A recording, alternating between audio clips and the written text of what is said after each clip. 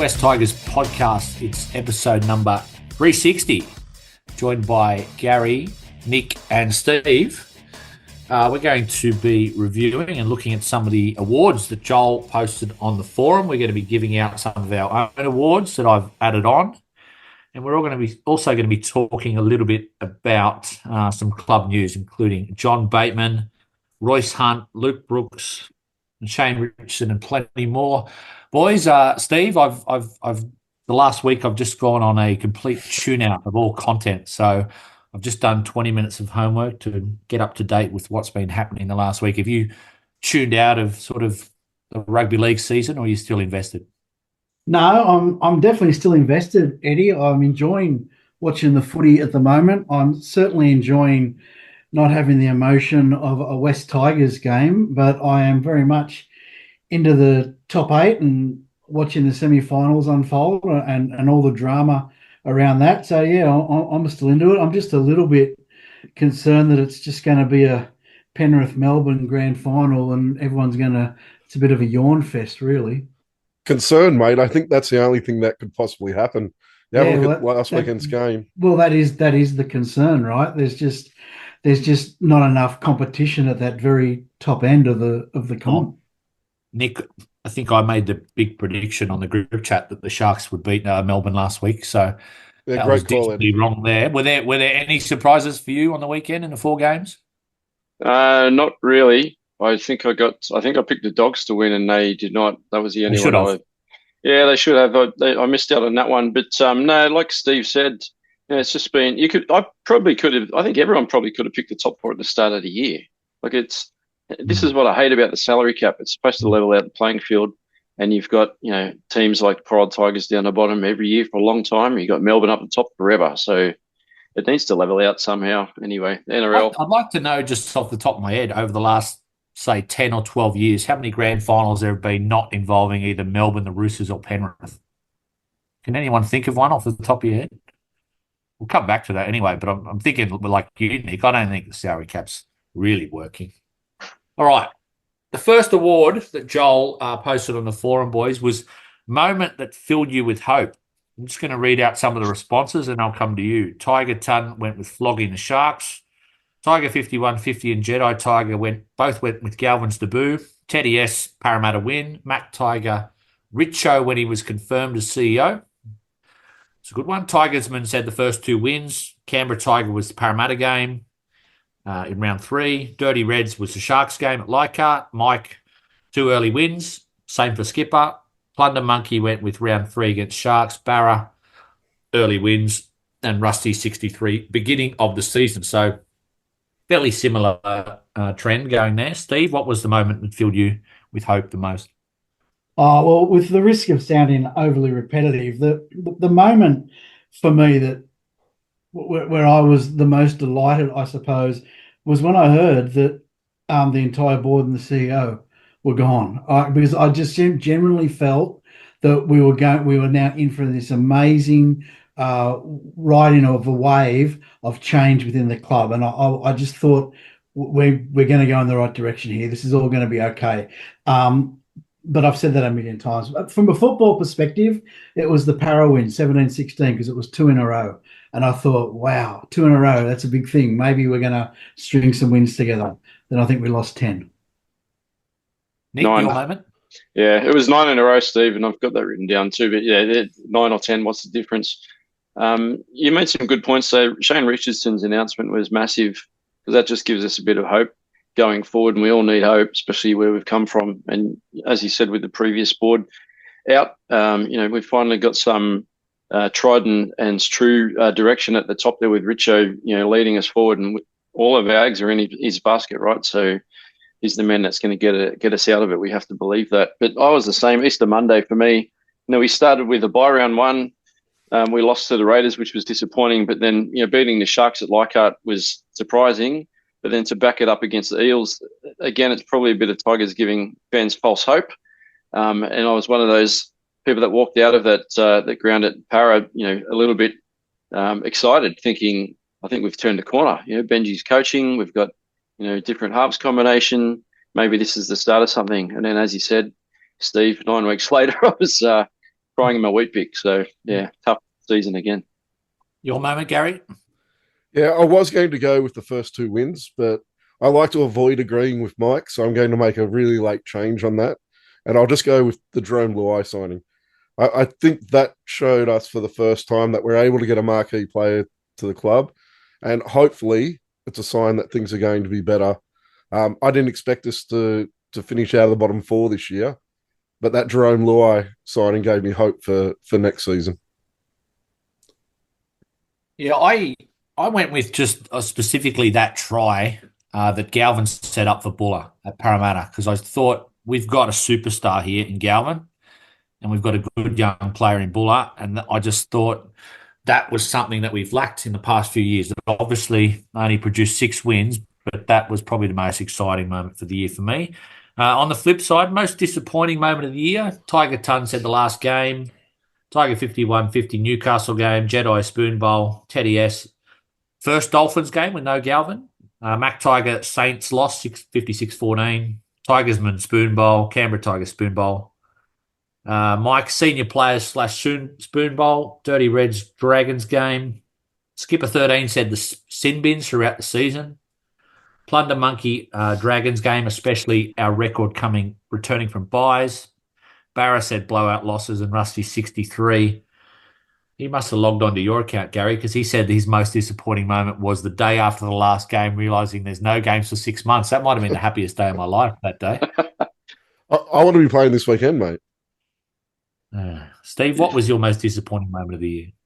Oh, well, I'm going to go with a couple. I'm with Barra when he just said that those blowout losses, but most specifically for me, it was the losses we had through the year when we were really in the game, and then we just shut down for 10 minutes or 15 minutes or made a stupid error or compounded errors and couldn't recover from it. That was disappointing to me. But the other thing, because I wasn't on that pod you guys did around Spoon Bowl, the other one that was really disappointing to me was just being involved in this conversation around the hype of Spoon Bowl. Like, honestly, I just found it embarrassing that we were all getting excited about possibly finishing 16th, and we sold out Campbelltown, and of course we screwed it up, right? But I just thought, this is ridiculous. We're excited about coming second last, right? And so I just found that really, really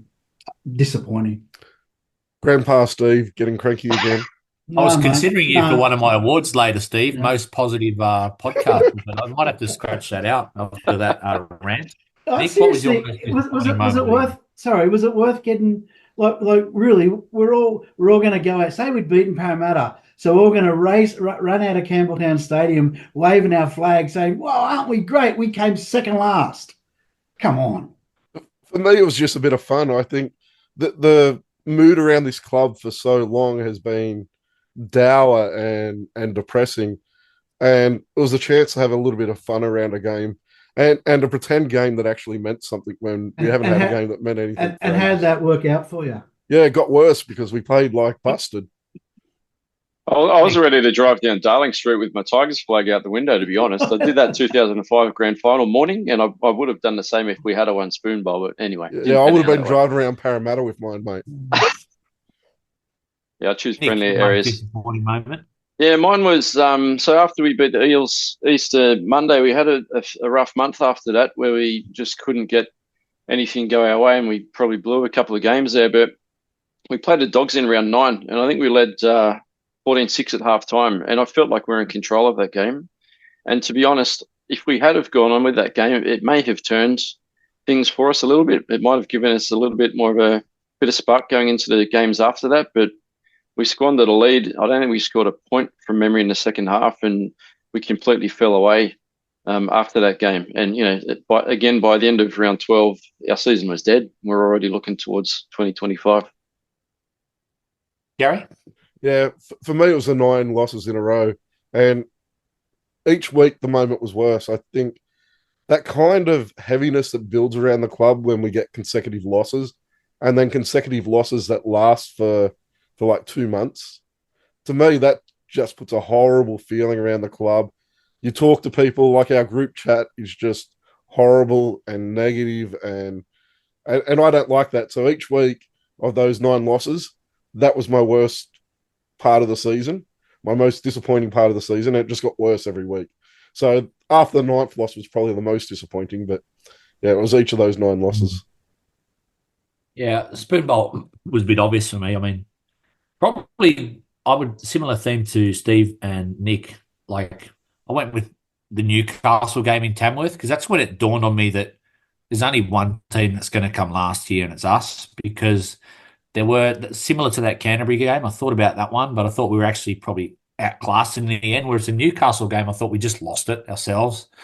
Um, I think we led that game at half time, or we were in it, and then there was sin bins and drama. So I went with that one. Number 3 was area of greatest improvement. Tiger Ton and Tiger 5150 both went attack.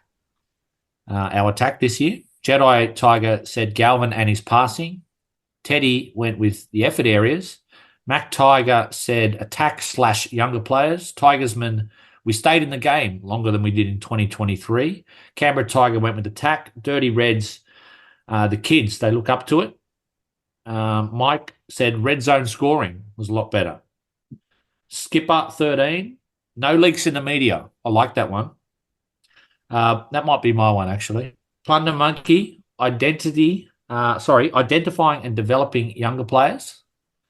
Barra went with attack. Rusty 63, Richo's communication with the media. So variety of responses there. Thank you for that to some of our listeners. Steve? Yeah, I'd say on the field, definitely our attack that we showed that we can excuse me, we can run good shape and we can run effective shape. And as the season built, we definitely had many more players in motion on our attacking plays, which yeah, and we developed and uncovered some players that were dangerous with the football. So all of that with attack was good. But off the field, I would say that we're finally starting to see young guys come through that are first grade standard or potentially first grade standard. And I wouldn't say that's been the case for a while. Nick? A lot of good points in those comments, Eddie, on the forum. That was really good. Mine was the combinations that I started to see towards the back end of the season, and the nucleus of those combinations was Lockie Galvin. But some of the attacking work that he did with Samuela, Jareem, and also even later in the season with Talon, just showed a glimpse of potentially what we've got coming next year with the addition of Luai as well into the halves. And then you've got people like Skilton coming in out wide as well. So I think we're starting to add players around Lockie in the right positions, and hopefully that will mean points coming. But yeah, let's see how we go. Garry? Yeah, for me, it was definitely the attack. If you have a look at how we were attacking at the end of last year and for the first 2 months of this season, and compare it to how we were looking towards the end of the season, it's vastly different. And a big part of it, for me, is not so much. A lot of times you'd put down that attack to coaching, but to me, it's just the emergence of the young guys that are coming through. It's Lockie Galvin, it's Sam Fainu, even Latu Fainu had glimpses in the last couple of games, and Talon De Silva, I think, is really good through the middle, and I think those young guys really, really added to that attack as the season went on. And for me, it's the attack that's been instigated by the young guys coming into the squad. So on your point, Garry, because you mentioned coaching, was our improvement in attack over the year due to good coaching, or was it just the confidence of young players realizing they could run the ball in first grade? Look, I think there were improved structures. I think we were throwing better shape towards the end of the season. Early in the season, it was very one out sort of football. When we did spread the ball, it was kind of slow and laboured without running any shape or decoys. So we're kind of just shifting the ball left to right.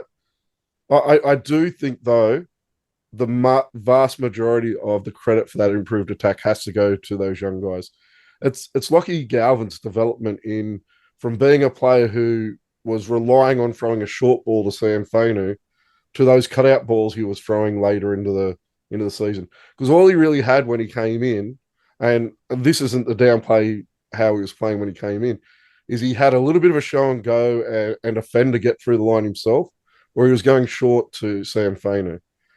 Towards the end of the season, he was hitting those outside men, both his centers and wingers, a lot better. So I think his development had a lot to do with it. But I do think there was better shape as well. And whether that was, I spoke a number of times about Lockie Galvin getting into position early and directing players where he wanted them to run. Whether it was him taking more control of that shape out on the field, or whether that came through coaching, it's really hard to tell. But there definitely was better shape. But I do give most of the credit to the young guys coming through. Well, Aaron Woods, Garry, he disagrees. He thought, Galvin, he just plays long balls. I mean, that's the standard of the NRL media these days, isn't it? Mate, that was a terrible take on Lockie Galvin's season, because I think it was completely the opposite. I think he was very reliant on short balls early in the season, and there was games I could see early in the season where he was playing short, and I was waiting for him to then go long because it was drawing the defender in, it was bringing the center in, but he wasn't hitting that outside man at that point. And I think as the season went on, he got so much better at that, and it's a real credit to him because his development over the last 2 months of the season, in a season that was going really poorly, I think is a credit to the young man. And I do have to give credit to Benji Marshall because an 18-year-old developing those skills, there has to be some coaching going on with it.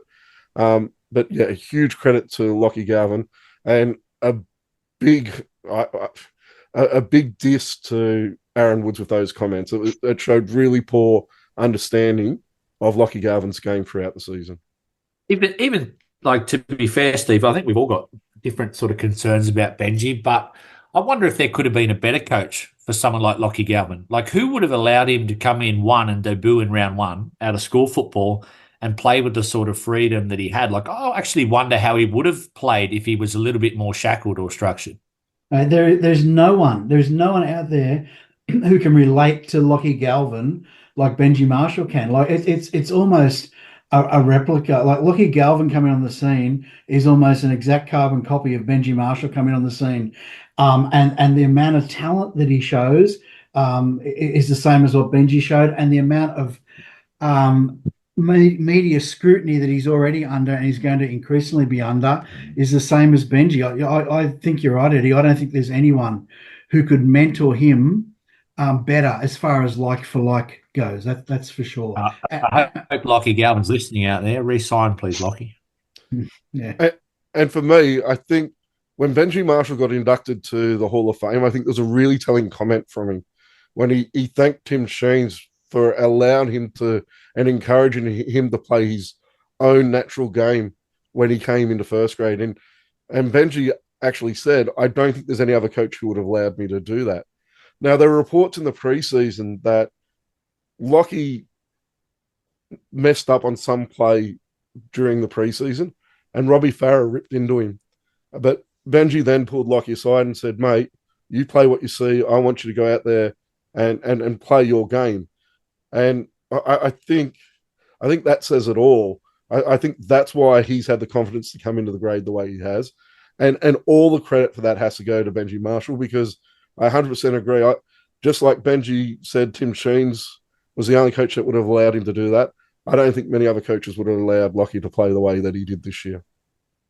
Question 4 that we posed to the listeners, area of greatest concern. This probably summoned the most varied responses. Tiger Ton went with defensive issues. Tiger 5150, Benji.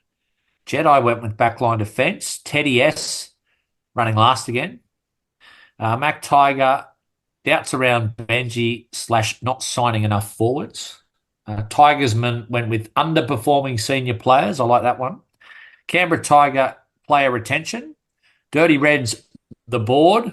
Continued malaise around the board and, popping up in the headlines again. Mike went with defence. Skipper 13, defence / fitness. Plunder Monkey, defensive resilience. Barra, defence / fitness. Rusty 63, defence. I'll start with you, Nick. I'm still not sure whether our forward pack is 100% correct for next season. So I have some concerns about that. We'll probably talk about John Bateman at some point, but if he comes back into the team, I had him at the exit door as well, but I wonder if he still does have some value out in an edge. He needs to be well away from lock. For me, he's not a lock forward, so I think we've hopefully got that covered with Bird coming in anyway. So one of the comments that you read out too, the flimsy, back defence, I agree, and I had that written down. So our flimsy edges have been a problem for years. We just seem to leak points, out wide a lot every game. And I guess speaking of out wide, I've got real concerns over Justin Olam. I think Justin Olam is a very important part of what our backline can bring next season in terms of attack down that one edge. And I really hope that he gets his knees fixed, this pre-season and off-season, and he comes back fully fit, because we need him playing, regular football next year. 1 and 2 games in a row and a few weeks out, it's just not going to do it for us. So that's it. Steve, your area of greatest concern? Yeah, I took a broader look at it, and I said I think our greatest concern at the moment is the need for us to retain the young talent that we've got. Looking down the track, I think we've got that's something like we've got some really good players coming through. We've got the bones of an outstanding football team being developed at the moment, and every other club is going to come looking, and like we said at the opening about, Melbourne always been at the top, and Roosters, and like if they run short, they're just going to come looking and try to pick the eyes out of our squad or any other squad. So we've got to do whatever we have to do to retain this young talent, and because if we lose all this young talent and we go back again and have to start again, I don't know how many people are going to be able to cop that, really. So it's really important for our future, I think. Can you imagine Lockie Gavin? Sorry, Eddie. Can you imagine Lockie walking out the door at the end of next season? I know we've spoken about it before, but imagine if that happens. Like, that would be heartbreaking. Yeah, it would be. Yeah, be like going back a few years with with the 3 of the big 4. So yeah, we can't afford to do that again. Let's hope not. Garry. Yeah, for me, the biggest concern I have coming out of this season was, as I said a moment ago, our defence improved greatly over the season. I think our defence did the reverse. I thought our defence was really strong the first month, 6 weeks of football. And then as our attack started to improve, our defence got worse. So I don't know whether there was a change in focus at training or what it was that's led to that. But that, for me, is a concern. My only hope with that is our season was over in May, and once you start cutting a little bit of corners in defence, you do start to leak points. So that's my only hope, because I thought our defence early in the season was really, really strong and was raving about it. And to see how it ended up towards the end of the season, and 60 points in that last game. Some of the defence in that last game was so ordinary.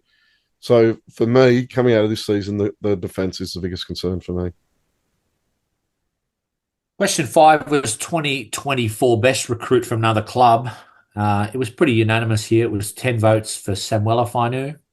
There was 1 vote for Justin Olam. There was 1 for Sione Fainu. There was 2 for all Fainu brothers combined. It's probably cheating a bit, but that's probably fair. Skipper 13 also likes Jordan. He said he was the best new recruit from the podcast. So sorry about that, Nick, but Skipper 13. I think he got that right too. Steve, you're going to go with the majority here, Sam Fainu. It's hard to get past him. Yeah, and I got nothing to add there. Sam Fainu by a country mile. And I noticed Steve didn't look. And Steve didn't stick up for Nick either, so. Sounds like the jury's made its decision. No, I was just thinking, I was just thinking there, for a bloke who said he wasn't going to talk a lot tonight because he has a sort of voice, he hasn't shut up. So, Mate, I'm having to carry you. That's not my fault. Steve, a question without notice. What does Sam Fainu have to improve on the most to go to another level next year? Because we do see second-year syndrome. It's not just related to the Tigers, some of these young guys, but it does happen to players across the board at times. Yeah, well, I think he's not on his own here, but he's got to work.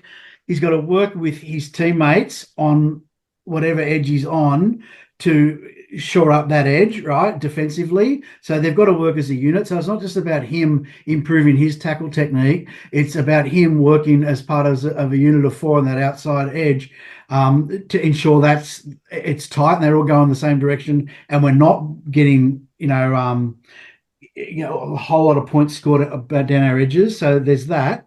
But I think as far as his own game, it's just doing it. It's just doing what he's doing now, but doing it with more consistency, right? He runs the ball well. He's got a bit of a passing game at the line, right, when he hits the line. So just keep working on those things that he was developing this year, and don't go backwards next year. That's all I can say off the top of my head. Yeah, I think you pretty much nailed it, Steve. For me, I thought his game tapered off a little bit towards the end of the season, and I put that down to being a young guy, first full season in the NRL. So for me, he's just got to improve that probably mental toughness to get through what is a really long season, so that his game doesn't kind of, and I wouldn't say fall away, but the way it tapered off towards the end. We need him playing at that high level he was early in the season for the entire season. Do you think mental toughness, physical toughness as well, Gary? Do you think you could throw that in there? Yeah, mate, it's just a young guy who's 100%. full season. I don't really have. It's not a criticism of him, because he plays in a tough position. He plays a fairly tough role, and for your first NRL season, he didn't fall away as much as I was probably expecting him to. So yeah, just improving on that next season, and being able to push out those sort of games for the entire season. I tell you what else he's got to do, and again, this is not on his own, right? This is not something you'd say to him in isolation, but he's got to be part of a pack that other clubs fear, and this is a huge point, I believe, as we move into off-season, pre-season, and into next year.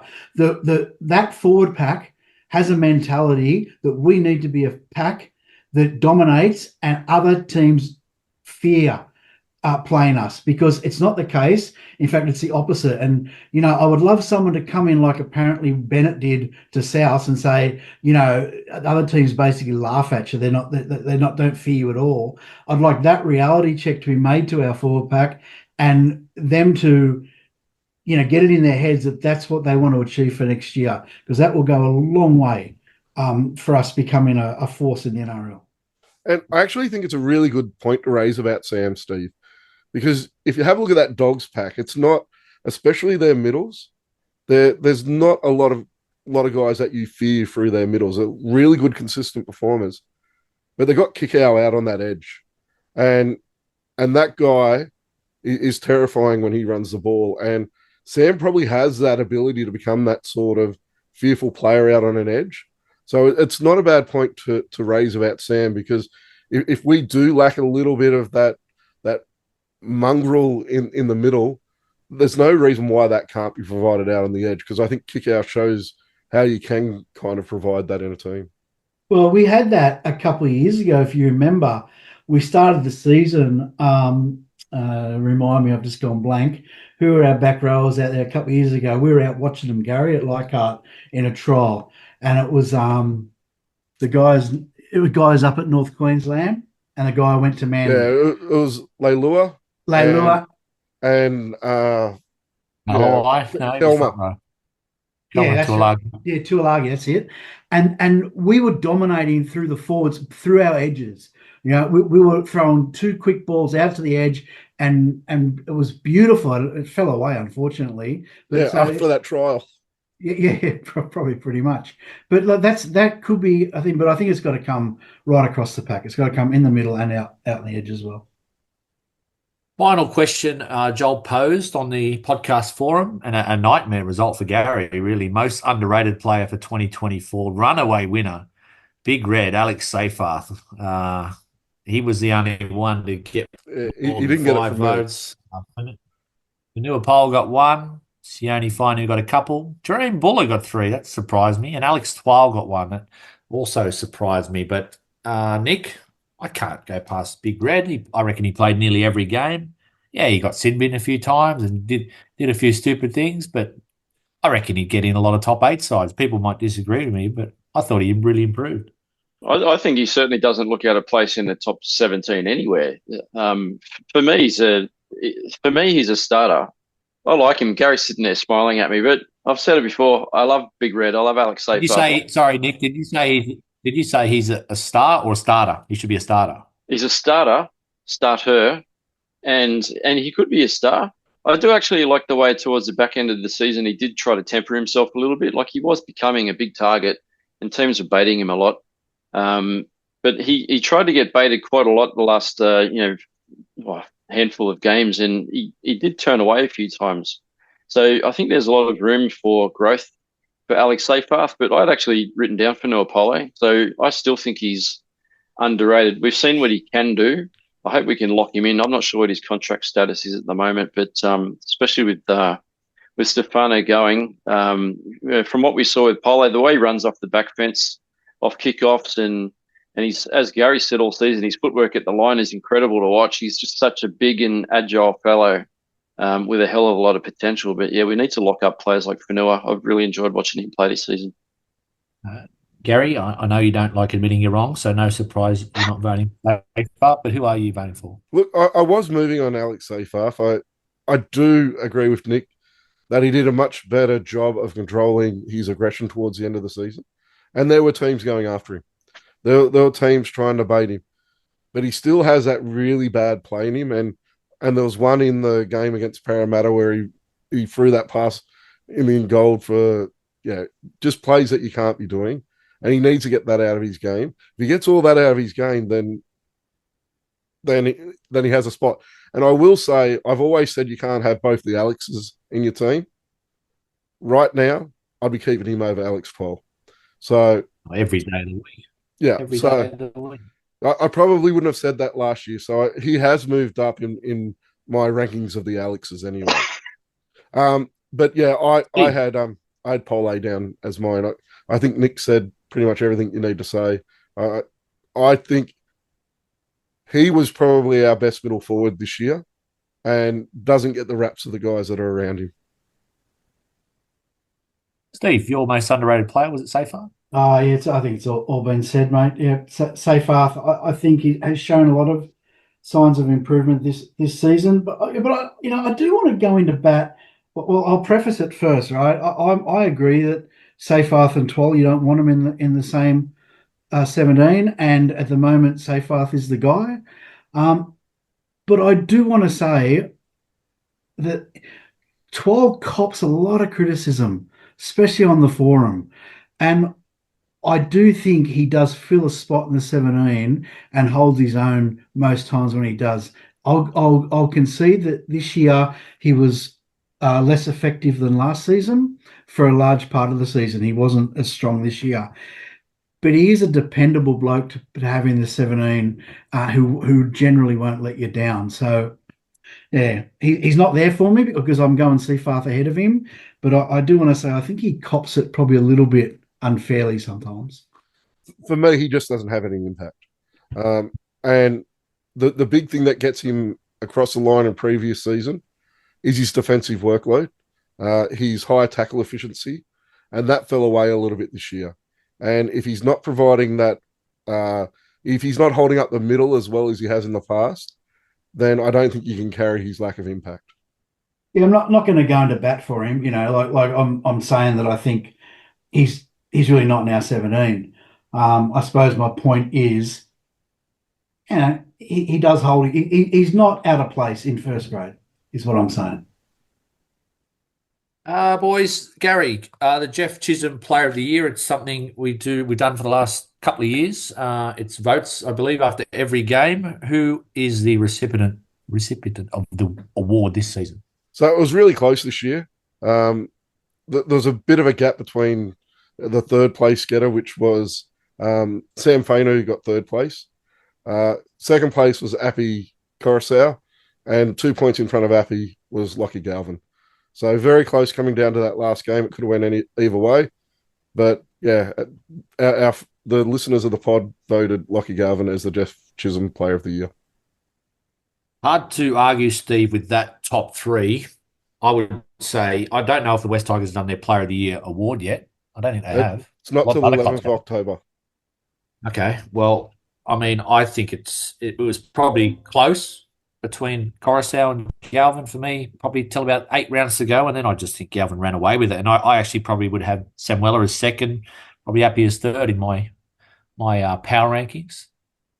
Yeah, I don't think you can. It's hard to rank leadership, and what Appy brings from his leadership perspective, both during the 80 minutes and also around the training paddock each week. But I agree. I agree with you. I would reckon coming up to midway, even two-thirds through the season, I'd have said Appy, but he did taper off.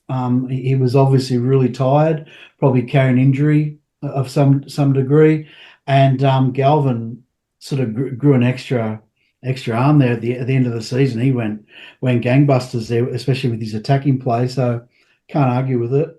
But what's and we'll get to this later, I suppose. But what's disappointing, right, is in the top three we've got two youngsters and some of our more touted senior players that apparently weren't very happy about being told the senior players weren't carrying the load, haven't carried the load. Yeah, pretty much didn't get a vote all year, most of them. Yeah, that's right. Nick, your player of the year?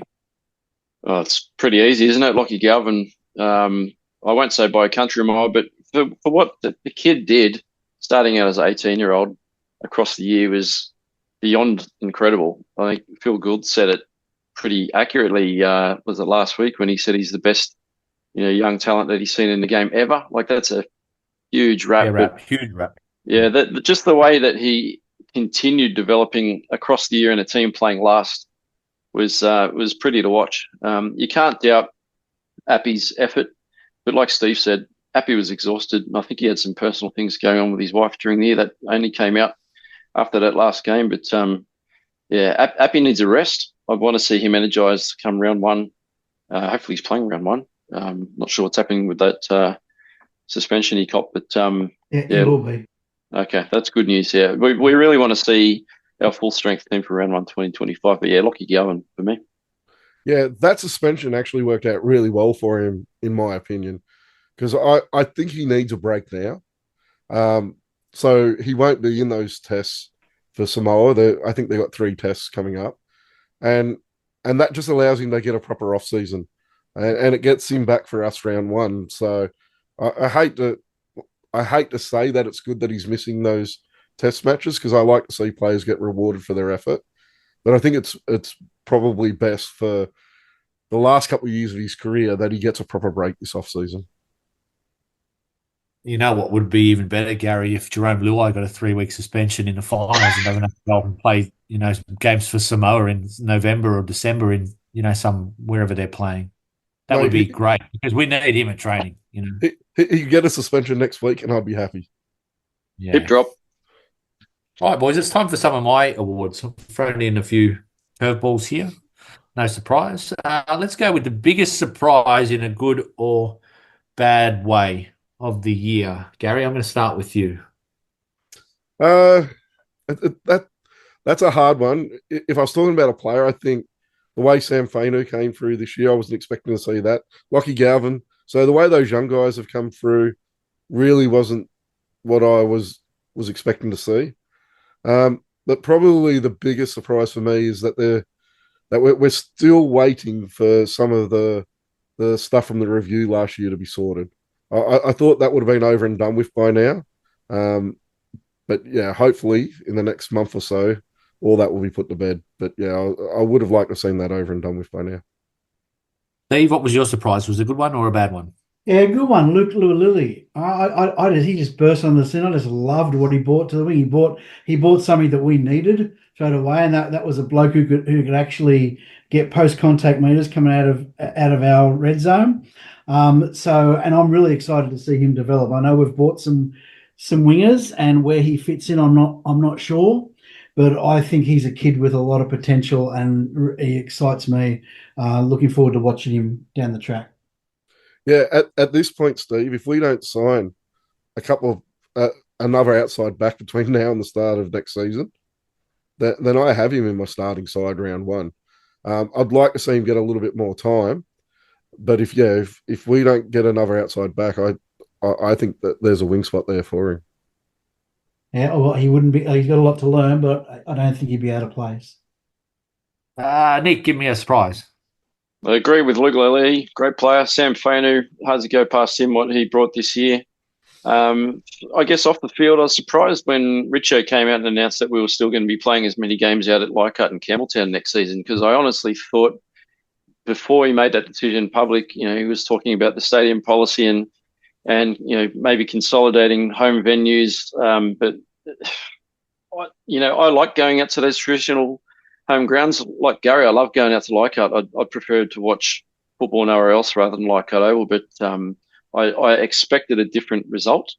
So I guess we're going to be nomads for the next short term anyway. My biggest surprise, boys, is in a bad way. Is that a surprise or not?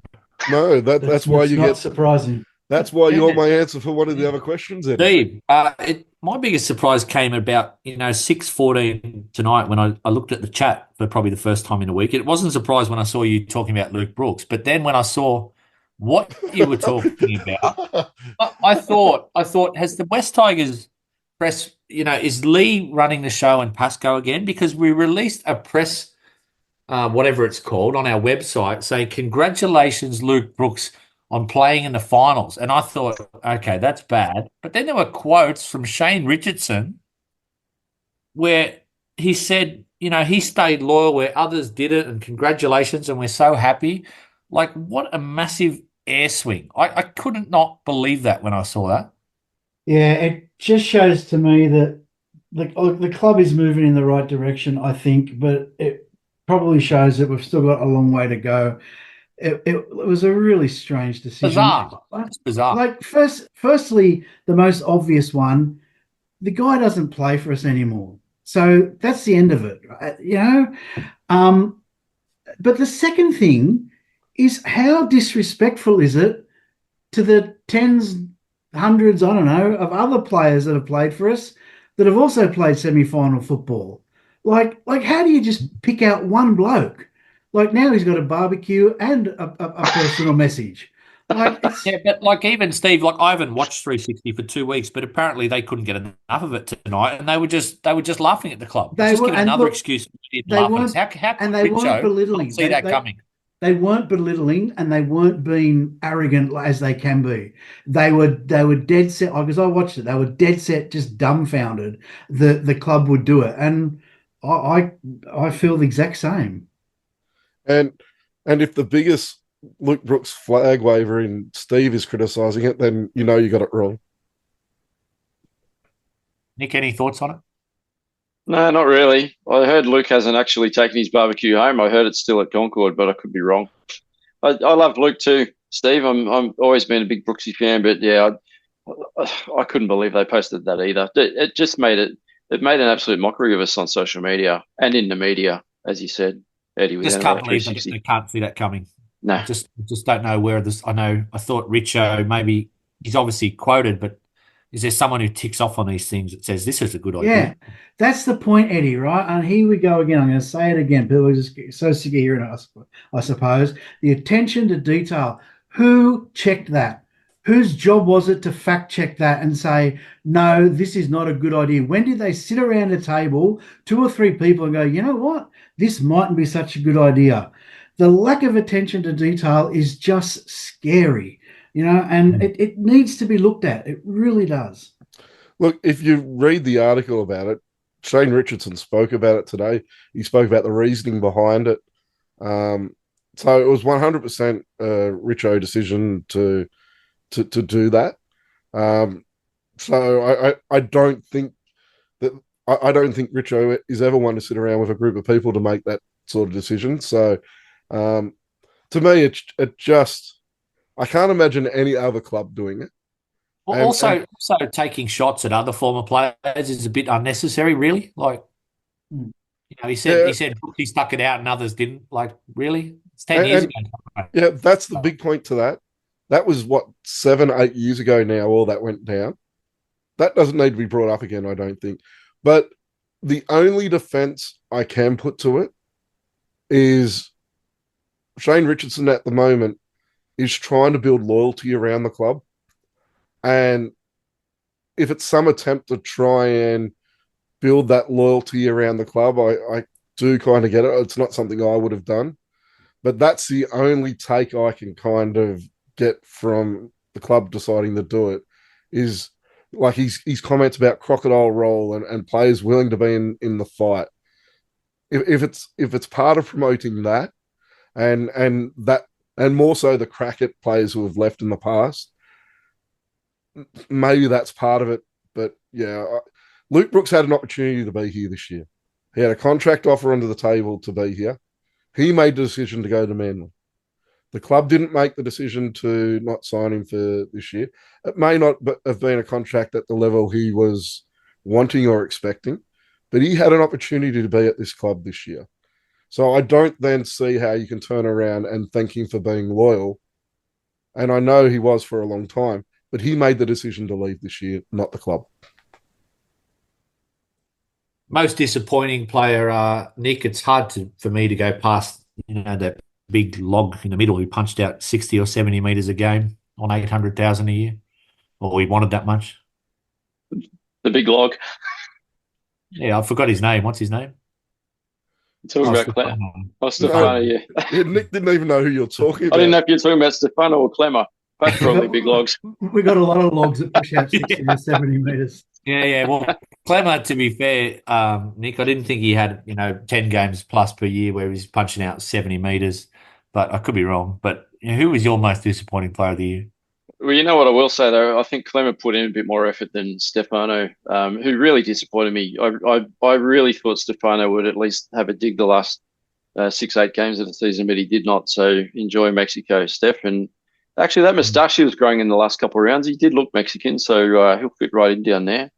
But for me, it was Bud. There was so much expectation of signing Bud Sullivan pre-season. And it's funny when you think back in hindsight, it's very wonderful thing, right? But he had a couple of good games last year, and one was that debut against the Tigers where he came off the bench and scored a couple of tries in about 15 minutes. But it just shows how desperate we were to sign him pre-season because we let Brooksy go. We didn't have a backup option.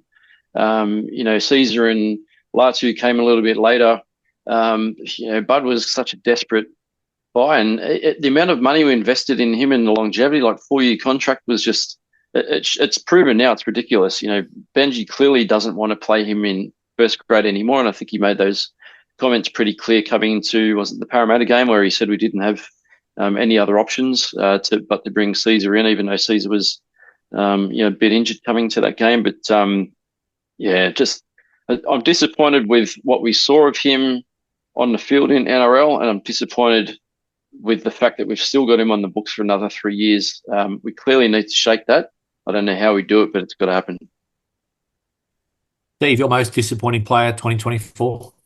Our 2IC, John Bateman.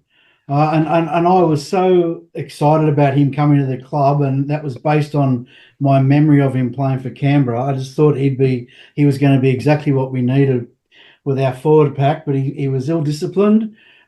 He was a poor leader on the field at any rate. He came to us, he was underdone this season, wasn't ready for the rigors of an NRL season. And to be honest, he finished the year as a petulant, whinging pom. Right? Like a bloke that got stumped walking out of his crease. Right? I'll let all our English listeners out there too. Johnny Bairstow. I remember that well, Steve. Those that are left. Yeah. He gets my Johnny Bairstow award of whinging. So really disappointed in him. And look, all this stuff, I don't think he'll come back. I think it's just a money grab. I hope he doesn't, because I think he doesn't get on with the coaching staff, obviously, and I think he'll just be a thorn in the side of trying to move forward. So that's my guy.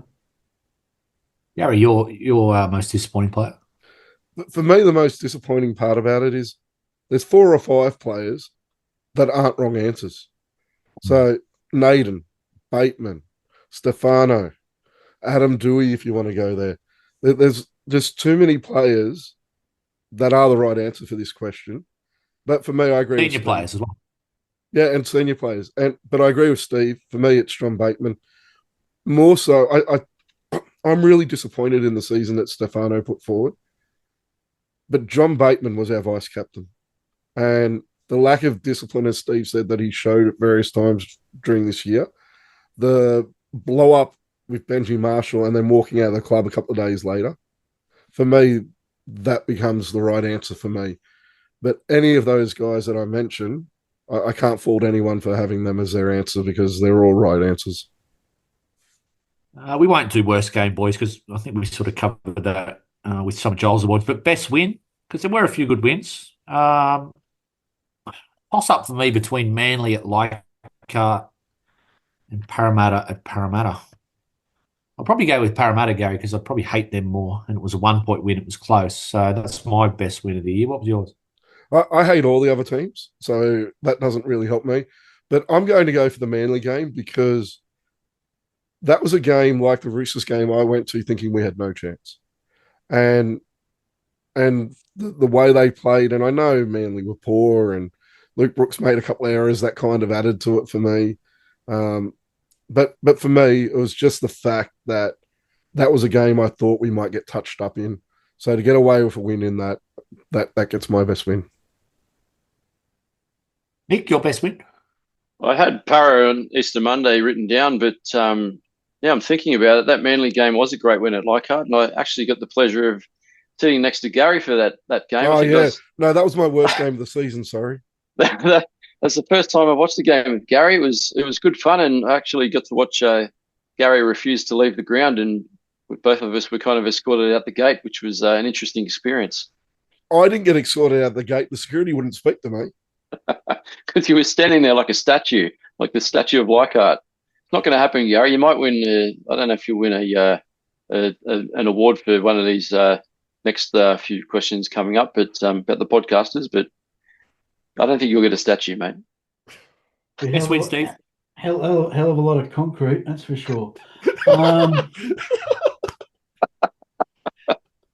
Yeah, I've gone. I mentioned it earlier in the pod. I've gone the Para win, and for me, it was because it was 2 in a row, and it filled me with hope. I thought, here we go, we might get on a roll here, but next year. Let's stick with just one-word answers for this one, boys. Player you would most like off the roster in 2025. Jeez, I said one word. It's toss up between Bateman and Sullivan for me. I'll go Sullivan. Garry? Yeah, Bateman just over the other one. Nick? Bud for me. Bud. Yeah, Sullivan. Okay. Boys, just before we go to our podcast awards, we've got 3 of them. We've got the most positive podcaster on this podcast for 2024, the most negative, and that's the most balanced. But I just thought of one more award. And I think, Steve, I'm going to ask Steve this one. It's the worst media personality. I've narrowed it down to about 37 people. So I've got Buzz Rothfield, Paul Crawley, Dave Riccio, Bullfrog, or Bulldogs, whatever his name is, Richie, Michael Ennis, Andrew Voss, Blocker Roach, Benny Elias, Cooper Cronk, Brad Fittler, Brian Fletcher, Nathan Hindmarsh, Dan Ganane, Spud Carroll. Did I miss anyone? Probably.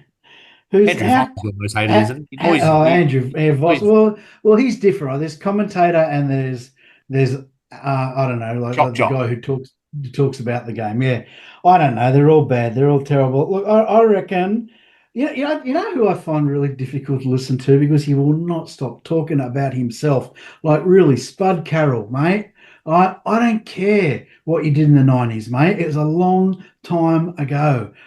Talk about today's game. But no, my award would still have to go to David Riccio. I'm still dirty on him for not returning my email.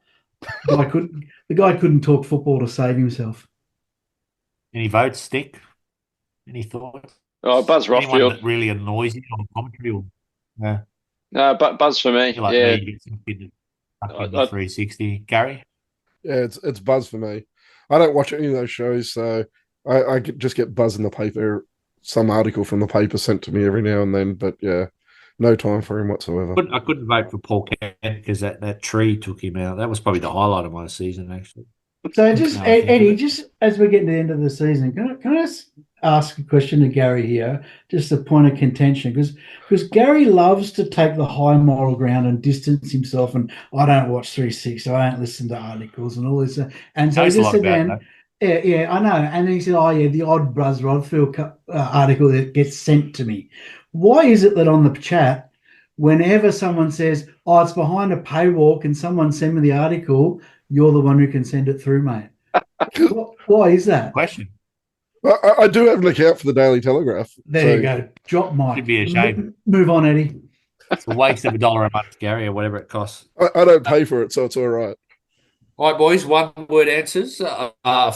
Let's go with most negative podcaster, Gary. I mean, I think I voted for myself here. Glass half empty. I do like being glass half empty because anything good comes as a pleasant surprise. So I think I Eddie, took that award. your glass isn't half empty. It's been smashed against a brick wall.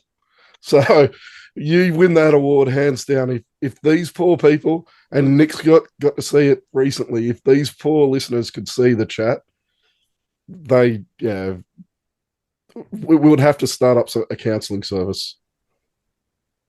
Most positive podcaster, Nick. Yeah. Who's the most positive? Who's the most upbeat from you? Upbeat for probably Garry. I think Garry probably tries to put a positive spin on a lot of steaming turds very often. So I'll vote for Garry on that one. I had Declan, Steve, because he ever since Madge got sacked, he's What, a Bulldog supporter? Yeah, he's turned into a, I don't know, quite positive and everything's happy. Went for holidays for 8 weeks and got back and he was fine. When Madge was in charge, he was, running protests down the streets of Concord for him to get fired. So I went with Declan as most positive. Oh, well, there's only one person on here that tipped us to win 3 in a row, and that was Jordan. So he gets my vote. Yeah, by a long way. There's positive and then there's stupid. So delirious.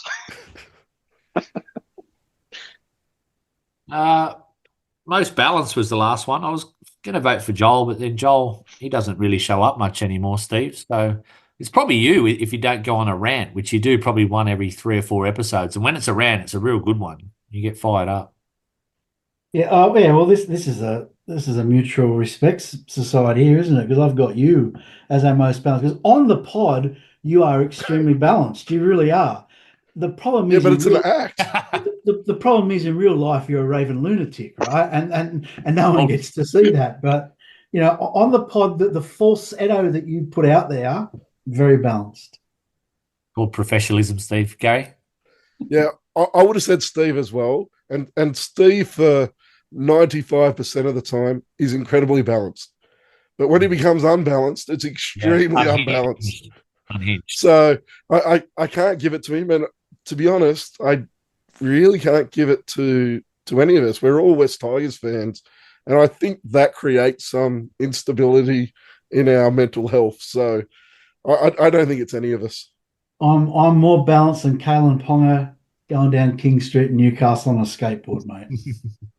Yeah, until one of the wheels falls off and then never fall off. Any other thoughts? I reckon in a year's time you might take Rain as the most negative because you're sort of on your best behaviour first year, but I just get the feeling it could be you next year. Eddie, how can you go past? I'm sorry. How can you go past Declan?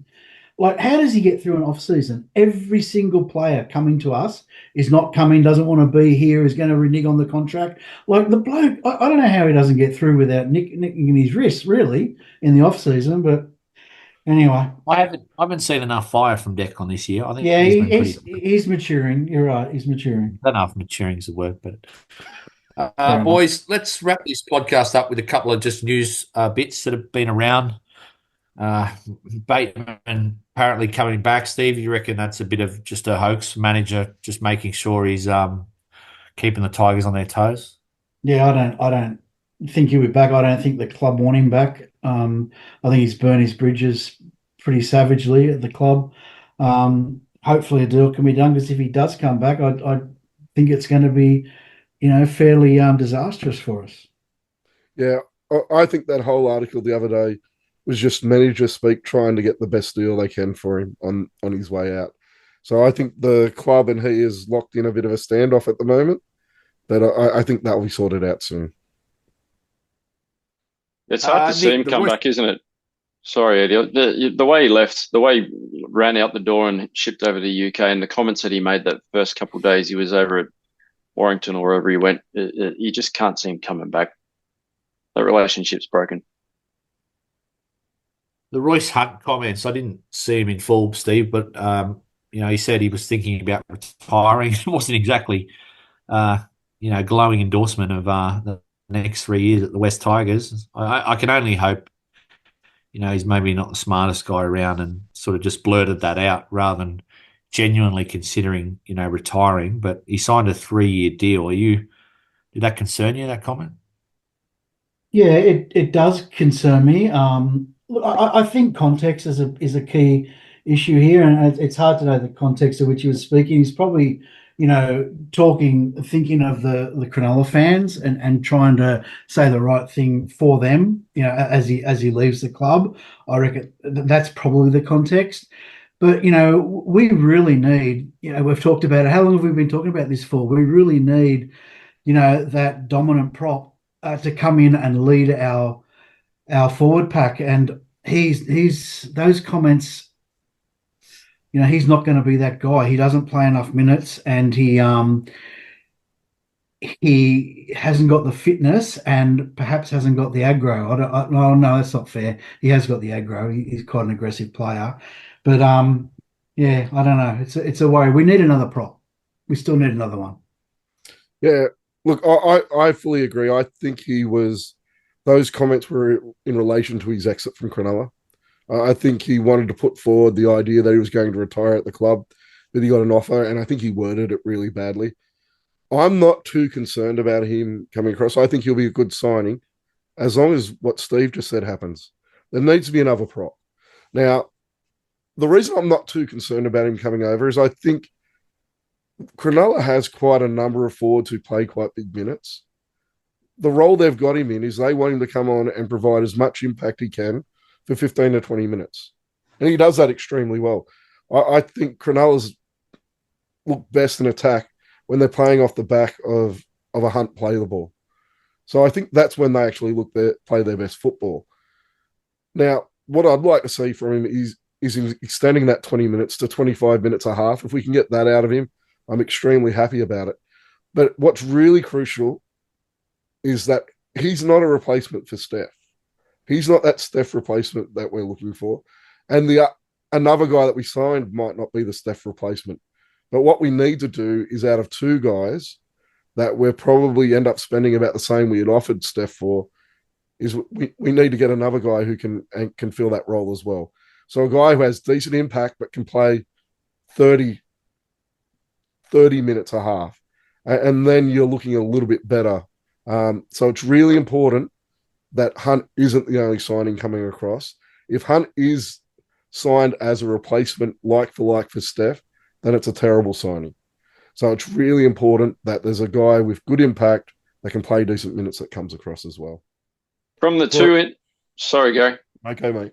I was going to say, from the two interviews I've seen, or the two quotes I've seen, two separate quotes from Royce Hunt since signing with us, I'll take the first one where he said he knows he plays small minutes at the Sharks, and he's told Benji he wants to earn extra minutes at the Tigers. So I like hearing that over what he said about the way he was seeing it was he had 1 year to go and then he was retiring at the Sharks. So I'll take that first interview. Comes across a lot better. What worries me about his minutes is not that he plays the few minutes that he plays, it's that he looks absolutely busted after he's played those minutes. That's what concerns me. And going from 16, 17 minutes a half to 25, 26 minutes a half in one off season is a huge upturn in fitness. Now, if he's doing those 16, 17 minutes because that's his job and he's not busted and he's still got plenty in the tank, then we've got no problems. But if he's as busted as he looks after those short stints, turning that round in one off season, man, he's going to have to work hard. The thing with that, though, is he actually works fairly hard in those minutes.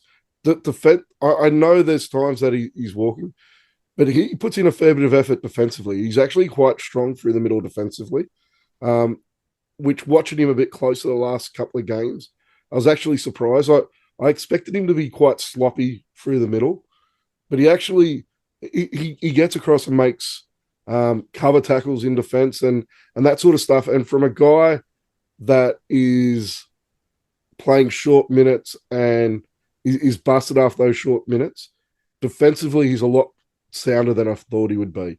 So I have some hope that he's definitely playing a role at Cronulla. They don't need him playing big minutes. Most games he is pushing out 20 minutes in those stints. I would like to see him get it up to 25. But if we get a guy that can play 60 and he's playing the other 20, then it's not too big of an issue. It just depends on who's coming with you. Corey Horsburgh probably would have been ideal, even though I kind of bagged on that opportunity a little bit. Boys, we'll finish on a positive. I'll give you a minute to think about it because I'm going to talk to Garry about this survey that Joel's done, which has got a lot of responses. I think nearly 200 responses already. But boys, thing you're most looking forward to in the next few months? Try and make it Tigers related. But Garry, the survey was a lot of questions Joel put out. I did put my answers in. When are we going to be talking about that? We'll be doing a pod next week. So anyone that hasn't done the survey yet, jump onto the West Tigers podcast website. It's on there. It's up on our socials as well. I think Nick shared it today on the Instagram page. So make sure you go and find it. It'd be really good if we could get it up to around the 300. So we are just below that 200 mark now. If we get a decent amount, there is avenues where we could actually pass it on to the club as well. So get on there, have your say. We'll talk about it next week. Hopefully we'll be able to pass it on to the club as well. And yeah, sometime next week, look out for the pod where all the guys give their responses to it and discuss the responses that we got from everyone. Good stuff. Steve, what were you most looking forward to over the next few months? What's the best thing that could happen to the Tigers in the next few months? Well, I'm just looking forward to, and I'll pin it right down, mate. I'm looking forward to the first half of the second trial match in February next year. There's not much to look forward to in the preseason. We don't get to see much of what's going on, apart from hopefully the odd signing and the odd release. So that's something to look forward to. But I'm really looking forward to the first half of the second trial when they tend to play their top 17 for 40 minutes. And I want to see a team that is fast and aggressive and on the pace, because I just remember feeling so underwhelmed at our trial form this year and thought, geez, we're going to be in for a long year if this is what we're going to get. So that's what I'm looking forward to, and I hope they work hard towards that. I have a feeling that last trial might be an agreement to play at Leichhardt against the Bulldogs, but yeah, there is a trial at Leichhardt. That's locked in. Okay, Garry, what are you most looking forward to?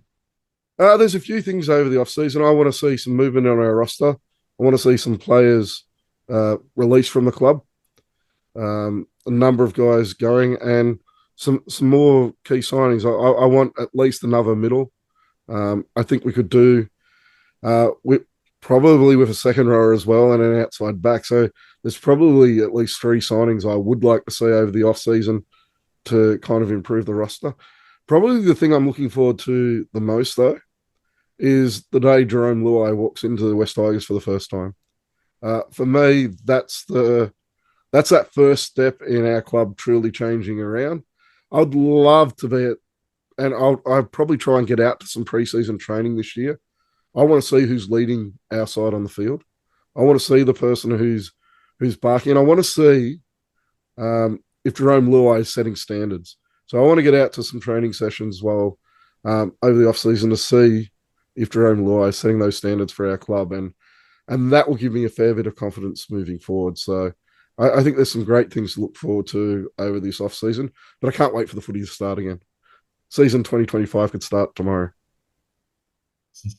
Stole mine, Garry. It's just the force of his personality is my biggest hope, Nick. I know he's a good footballer, but there's been better footballers, perhaps, or not in terms of credentials, 3, potentially 4 premierships, but as good a footballers come here and fail and look poor. But the force of his personality is big, and I'm just looking forward to that first day he puts on a Tigers jersey and comes into the training centre, and whether that can lift the mood and the intensity of the joint. What's yours?